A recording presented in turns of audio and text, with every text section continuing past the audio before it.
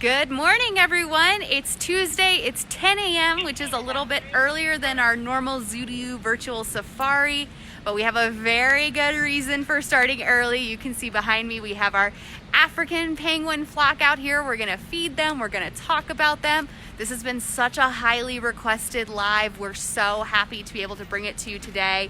So good morning if you're joining us from Denver, the Central Time Zone, Pacific, and good afternoon if we're just clicking over to noon on the East Coast. So thank you all so much for joining us. I'm Carly. I'm going to be joined by keeper Clay, who's going to stand with me to answer your questions, and then Travis will be on the beach with the penguins, giving them their feeding. They are ready. It is a gorgeous day here, so we cannot wait to get started. So make sure you're just popping in, saying hello in the comments, sending your questions about this flock if you have any. We'll certainly tell you a lot about them, their personalities, and what we're doing with them. As a reminder, if you can donate to Denver Zoo right through this Facebook Live. Just click on the donate button, or you can go to our website, denverzoo.org. You can donate to our emergency fund. This is the last day to vote for our rhino calf name, so get your pick in for Tally, Juna, or Pemba. And good morning, Inger. Good morning, Amanda and Erica. Thank you all so much. There's Travis. So I'm going to turn it over to Clay, and then we're going to focus on the penguins and just let us know your questions. Hi, Tilly. Hi from Roanoke. Good morning to Madison and Jennifer. So thank you all so much. I think we have plenty of people ready to get started for today's Zoo2U virtual safari. Hi, Abby. All right. Hello, Clay. Good morning, everybody. So there is Travis, and frequent visitors will recognize him. He loves to be up on the beach feeding the penguins. So tell us about our flock here, how many we have, what species they are. So this flock is our African penguin flock. We have about 20 individuals in this flock, age ranging from a couple years all the way to 28. Our penguin right on the shore right over there with the yellow band, that's Dancer. She's our 28-year-old. That's pretty old for a penguin, so in the morning she gets a little extra care, some more meds to help her with some of her old lady problems like arthritis. So she'll get her special food later? She gets her special food first thing in the morning. Oh, first thing in the morning. So she gets special food. She gets fed right before everybody as soon as we come in at 7:30. And how many times a day do we do feedings like this for the penguins? Twice a day. Twice a day. Twice a day on normal occasions. If penguins have chicks, we'll adjust how much they get fed depending on how much they're giving their chick. So we can be anywhere from 2 times a day to 3 times a day. So how do we make sure with this many birds to make sure that each bird gets their share of the food? It's all by choice. The penguins come up. As you can see, the more dominant penguins come up first, get their fill, and the less dominant will come up afterwards. We work these penguins all day. Travis has been doing this for a while. I've been doing this for quite a while, so we get to know the penguins very well. We know appetite levels. We know when the penguins are getting full. And then if they don't eat, we just mark it down and we make sure they get fed in the afternoon. It's all by choice for them. That's great. So how can we tell the difference between a male penguin and a female penguin just by looking if you're a guest here watching? If you are a guest, just by looking, if they didn't have bands, you would not be able to tell because they are not sexually dimorphic. Males can be a little bit bigger, but that's kind of hard to see if they're by themselves. But here at the zoo, the best way you can tell that is by those color bands you see on their arms. If it's on the left side, it's a girl. If it's on the right side, it's a boy. And if the colors are the same color, so if you have a left yellow and a right yellow, that means that they're a breeding pair. And if you see some of our penguins here have double colors, so we have one that's pink and purple, that means he is the child to the pink pair, and the purple is to distinguish him from his siblings. We have a question. How many toes are on each of their flippers? On their flippers, they don't have any toes on their flippers, but they do have 3 toes on their feet and a dew claw on the back of their heel. All right. So that's a great question. What type of fish are they getting? This morning, they're getting a fish called capelin. Capelin is a little bit smaller than their fish they would get in the afternoon. In the afternoon, they get herring. Capelin is, about Travis has shown you, so it's about that size. They'll eat a handful of those and then be full until this afternoon. We do give them other types of fish, but capelin and herring are the 2 fish that we can get pretty readily. When we do transition them to different fish, it takes a little bit because penguins like a routine, and if you change things up on them, they get they get a little cautious about it and don't want to eat it. All right, and that's why we're doing this at 10 a.m. This is their normal feeding time, even a little later, so they're pretty eager for it today. Oh, yeah. And we didn't want to make them wait till 1 o'clock, and we didn't want to feed them too early in the day. So I think a lot of people automatically assume that penguins love cold weather. Can you talk about this particular species and why this is actually a great day for them? So this species is what you would consider a warm weather penguin. They live off the coast of South Africa and up in Namibia. Their ocean currents are cold, but this is the perfect temperature for them. And out of the 18 penguin species, only 3 of them are actually considered cold weather. All right. So they've gotten their food. Do they think they're heading back inside? Yeah, they're used to a routine. So when we're done feeding, the penguins they shift inside. It's just something we've been doing for years that they've realized that they do. When they do that, Travis will go inside and feed some more to the penguins that didn't eat or anyone that's sitting on nests in the back. But today, since it's a nice day out, we shut the doors and they're going to hang outside for a little while. Yeah, we're going to get some more enrichment. We're going to really encourage them to stay out here with us. Can you talk about the counter shading, why they're white under and dark black above? That is a form of camouflage for them. So in the wild, they are not the dominant predator. They're really only dominant predator toward fish. So they get predated by seals and sharks. So the white on their belly, if you're looking under them from underwater, blends in with the sun that's coming through the water. And if you're looking down on them through the water, the black actually blends in with the bottom of the ocean. So they are almost invisible if you're not paying attention. Abby is 7 and she has a very cute question. She wants to know if penguins sneeze.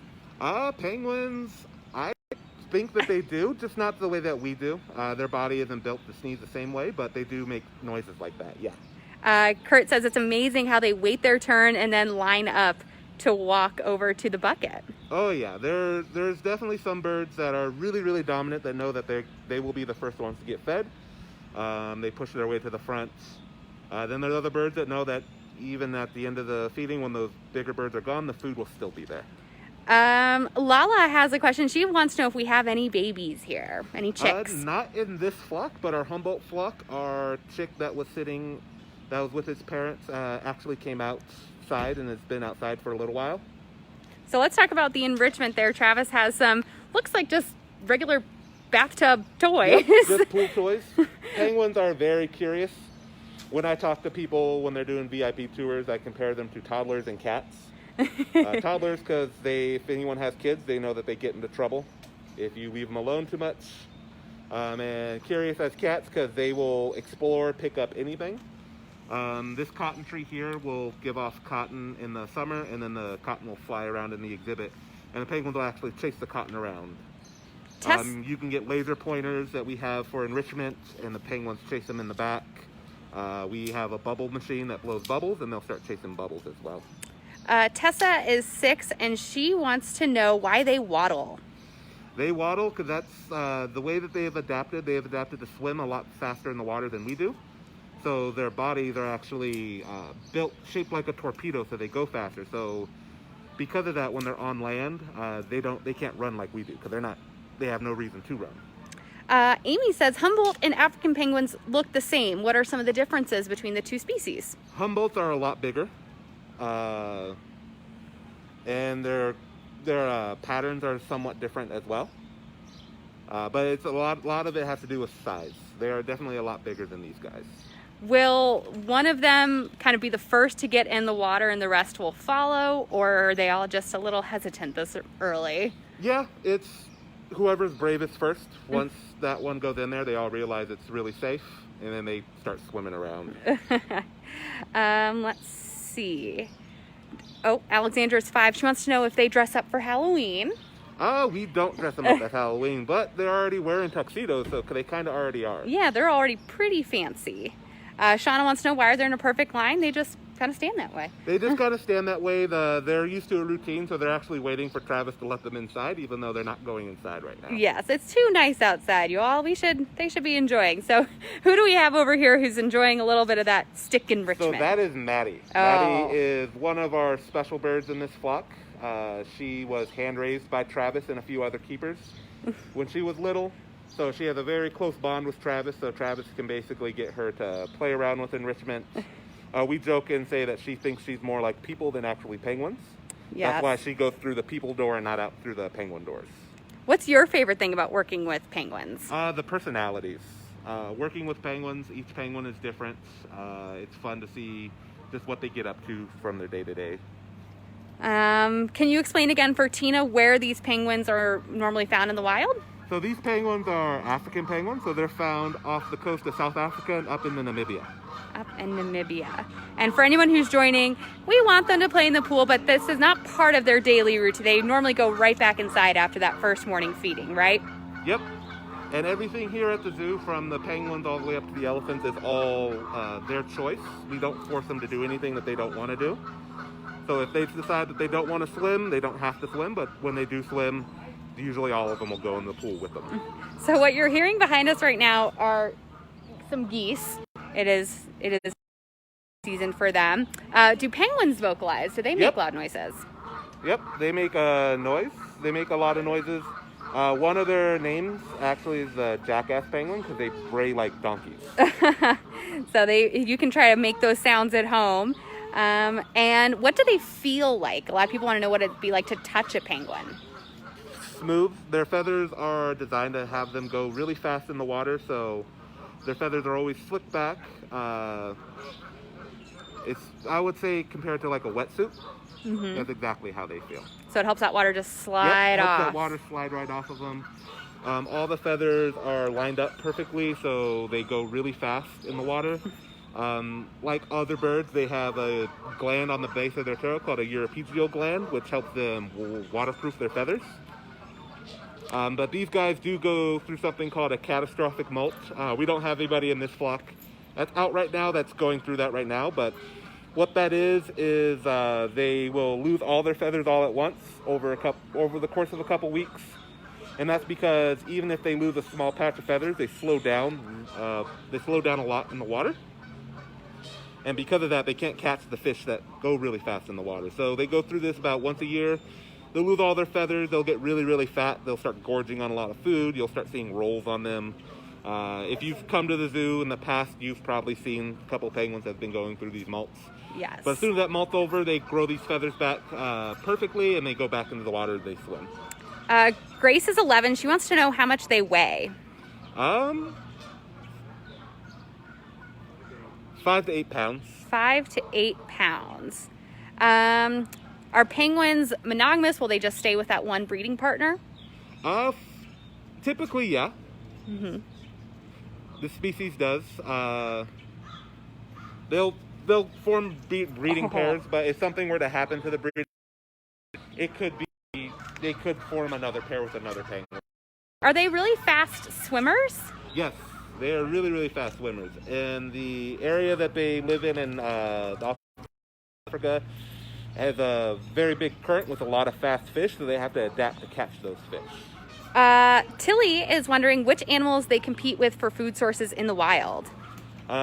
Anything that eats fish, so seals, sharks, even us. They are really, Maddie kind of went in there and she said, hey guys, come in. Water's great. Yeah. But they're just kind of taking them time. Maddie is definitely one of the more braver of the penguins. Catherine's wondering if we kind of decide those breeding pairs to the SSP, or do they decide based on compatibility? That is a very good question. That actually leads into what we can talk about. Yes, we do decide if the pair is a valuable pair. We will. It's called force bonding, but what it is we just leave them alone for a little bit so they get to know each other and they end up liking each other. But yeah, if they're a pair that we really need to breed for our SSP program, we will make sure that they pair up. If not, we let the penguins pair up with whoever they want. They're having a really fun time, even watching them just stand of these penguins. People are saying they know all about Travis and Maddie, and they love seeing the two interact. Lily is asking for her daughter Mila, who's 9. Do we know if penguins are colorblind? Nope. They're not colorblind at all. They have heightened eyesight in the blue and indigo range, so it's an adaptation to be able to see fish a little bit better underwater. Let's see. She wants to know why do they have to be in water? They don't have to be, but it's where they'll get their food. They don't have to be in water, but that's where they get their food in the wild, so it's something that they have adapted to live by. It's just like how some birds, like ostriches, have adapted not to fly and just run around. It all depends on where they evolved. What is the age range of our penguin flock? Our penguin flock, our youngest is Splinter and Travis. Splinter is 2. Just over 2, and our oldest is 28. Yep, just over 2, and our oldest is 28. 2 to 28. And is it easy to tell how old a penguin is just by looking at it? It depends on the penguin. For the most part, no, but as you can see, Dancer is a little bit older, so she does things a little bit differently. She takes her time. Yeah, she takes her time. She's a little bit slower to things, but she's still the oldest in the flock, so she's still pretty much a boss of all the other penguins. So if you're just joining us, thank you to everyone who's already donated. What you're watching right now is our African penguin flock. They just got fed by Travis, and normally they go back in and enjoy some free time behind the scenes, but we're trying to encourage them to enjoy this lovely day we're having in Denver and spend some time in the pool. But they're pretty routine rigid, and so they're just kind of like, when do we get to go back inside? Yeah, they're used to their routine. So, and that's why one reason why Travis isn't wearing a mask right now. The penguins don't like things that are different, so since Travis is a good social distance away from us, he can work safely without a mask. If he wears the mask, the penguins will be very suspicious on why he's wearing that mask. When Travis feeds them, Travis always wears his hat, because he always wears his hat around them, so they're used to that. When I feed them, I can't wear a hood or a hat, or they think something's wrong and they won't come near me. Yes. Jace would like to know what the conservation status of the species is. Endangered. They're endangered for a couple reasons. One is overfishing. We as humans are really good at catching fish, and we actually catch more fish than we need, which takes from these guys. Another reason is oil spills can mess up a big breeding population of penguins. They nest on beaches, so stray dogs, any type of human predation and stuff like that. And how often do we have to clean out the pool? During the summer, we clean it out a couple times a week. During the winter, we have to do it a lot less, so maybe about once every 2 weeks. And talk about why it's really important. We have this issue sometimes where people are tossing things. That coin. So Go ahead. Oh, I was going to say, so do us a huge favor and don't toss anything into our penguin pool. Yeah, if you that would help us a lot, and it'd keep the penguins very healthy. Yes, and that is our number one priority. How often do they stay outside on a given day? When during the day we give them access outside, so some penguins can spend the entire day outside. They only spend enough to go swimming and go right back inside. For anyone who's been watching, we did kind of cut out on the internet there, but we are back. We're trying really hard to keep it as clean for you as possible. So keep sending in those questions. We're still seeing them, and we're still going to answer them for you. Janelle wants to know if they're fast runners. Not that fast of runners. And that's because they've got that really low center of gravity, and they can really only waddle. Yeah, their skeletal structure, so their knees are actually higher up in their body, and so everything else is around it. So they can't extend their knees like we can when we run. Do we give the penguins baths, or how do they clean themselves? By just jumping in the pool and taking a swim. We give them access first thing in the morning, and that's usually when all the penguins are coming out, and you'll see a bunch of penguins. That's how they take their bath, and how they get their drink of water as well.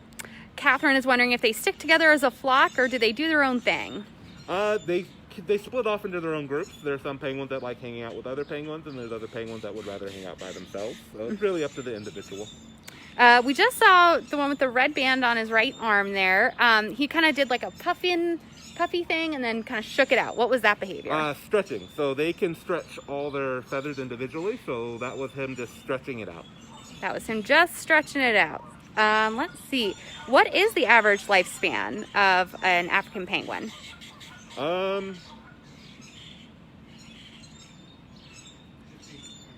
Travis says 15 to 20 years. In captivity. It'd be a good lifespan for a penguin in the wild. Inside a zoo setting or aquarium setting, easily over 20. The oldest one that I've ever worked with was 31 years old. So if you couldn't hear Travis there, he said 15 to 20 is a good lifespan for a wild African penguin. In zoos under human care, it can be much longer. The oldest one Travis has worked with is 31. Hi, Mike. We answered this a little earlier. Our youngest penguin is just over 2 years old, and our oldest is 28. And that's Dancer. Is that her on the far right there? Yeah. So the one who's kind of facing. Kind of facing the wall and doing her own thing. Yeah, so she's from 5-year-old Max. He wants to know how far they'd have to swim and how, kind of what their range is in the wild. To catch fish, most of the time they're within 30 to 40 miles of whatever colony or beach they're living on. This type of penguin, at the most, is only going to dive a few hundred meters under the surface of the ocean to find the fish. The food that they eat is much closer to the surface of the ocean and close to the mainland of South Africa. So it's all influenced by that cold ocean current. So they don't have to go tremendous distances, but they do have the ability to stay at sea for a couple days and they could actually sleep in the ocean. All right, I'm going to try to paraphrase that for everyone who probably couldn't hear that. They don't have to go very deep into the water to get their food. And they don't have to go very far off the coast to get it, but they can travel 30 to 40 miles, and they can be in the water for a couple days at a time. But they don't have too much trouble finding that food close to where their colony is. So in the back there, is that one of the birds going through a molt, or is that just sort of a normal feather loss? On the black band right arm. Now he's kind of behind one of the other ones. In the middle of the group against the concrete Yes. wall. That's a very good example of a bird that needs to molt. It has not molted yet in the last 12 months. So we always have people asking, like, oh, what is wrong with the penguin? Yeah. They look terrible. If they don't go through their yearly molt, their feathers start to get a little worn down and they start falling off on their own. And that will usually kickstart that molt for them. Catherine and Nancy both have really good questions. Do they ever fight? What happens if they don't get along? Yeah. Just like any animal and any other person would. If they don't get along, it depends on how bad the fight is. If it's just a normal squabble, we sort of just let it go and let them figure it so it doesn't mess up flock dynamics. If it gets really bad, we can separate them for a little while and try again later. Do penguins have a pecking order, and do we have a alpha leader? Yes and no. It's by group. Some groups are a little bit more dominant, but there's also individuals that won't take any attitude from any other penguin. Dancer is one of those. Dancer doesn't which group she hangs out with, but other penguins know that because she's the oldest. And she's not afraid to put them in their place. Gina says, we met Ramon at a penguin encounter. Is he outside today? Yeah. He's right yellow. He is the right yellow band, so we'll see. Somewhere in this crowd of penguins right here. Yeah, it's Dancer's boyfriend, too. Oh, there's green. Yeah, so we'll look at... Oh, there's Ramon. He's right...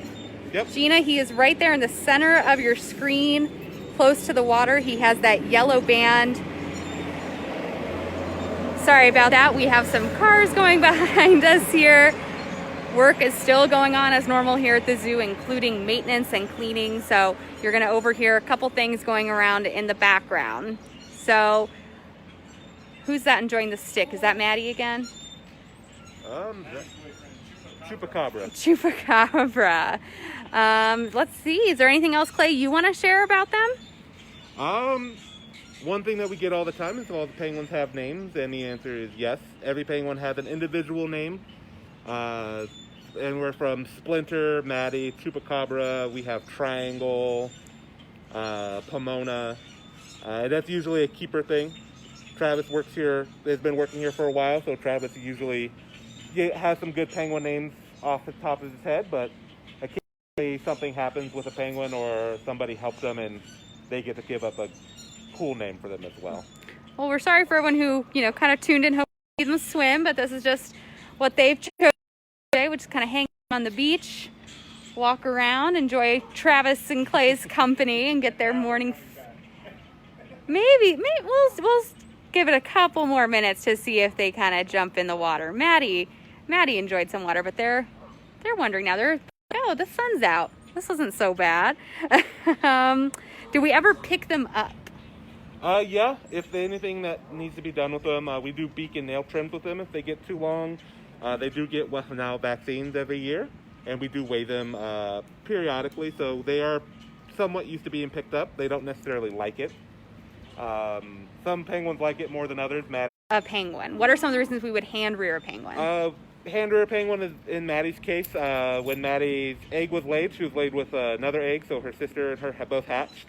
The parents had to take care of her sister over her, and so we decided to step in because our parents were a pretty valuable pair in our SSP, and so that's why we decided to hand rear. Another reason we'd hand rear, the health of the chick is at risk in any way. We'll do everything in our power to make sure that chick stays healthy and thrives. A lot of questions about why penguins can't fly. They've just adapted to swim in the water. That's where all their food is. They fill that niche in the ecosystem. One thing I like telling people is when they say they don't fly, they actually fly in the water if you watch them. They do the same motions as if they were flying in the sky. Yeah, you can kind of see this artwork we have on the side of Bird World sort of illustrates what that would look like. So Christine's wondering, obviously they don't get nail and beak trims. How do they manage that without our help?